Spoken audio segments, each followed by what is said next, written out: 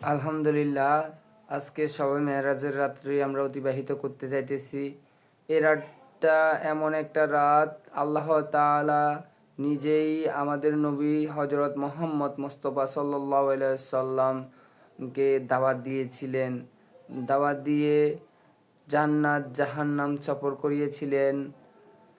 আজকে এই রাত্রেই আমাদের 50 ওয়াক্ত নামাজ থেকে 5 ওয়াক্ত নামাজ পর্যন্ত কমিয়ে নিয়ে আসা হয়েছিল আজকে রাত্রেই। আজকে রাত বেশিরভাগ মুসলমানদের, অনেক ধর্মীয় মানুষদের সারা রাত কেটে যায় আল্লাহর ইবাদত করতে করতে। কেউ আল্লাহর জিকির করতে করতে এই রাতটাও অতিবাহিত করে, কেউ আল্লাহর কোরআন তেলাওয়াত করতে করতে এই রাতটা অতিবাহিত করে। আর অত আছে আমরা হ্যাপি নিউ ইয়ারের দিন কত কত রকমের পোস্ট করি ফেসবুকে, কত কথা বলি, কত আনন্দ উদযাপনা করি, কত কিছু করে থাকি। তারপর আমাদের জন্মদিনের দিন আমরা বার্থডে পালন করতেছি কত আয়োজন করে। তারপরে নানা রকমভাবে আমরা আমাদের হায়াতের জীবনের যে ইহুদি নাসারার কালচারগুলো আমরা রীতিমতো সুন্দরভাবেই পালন করে যাচ্ছি।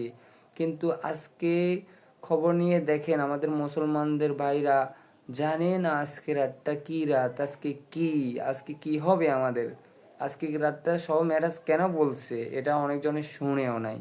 এটা আসলে অনেক লজ্জার বিষয় কিন্তু।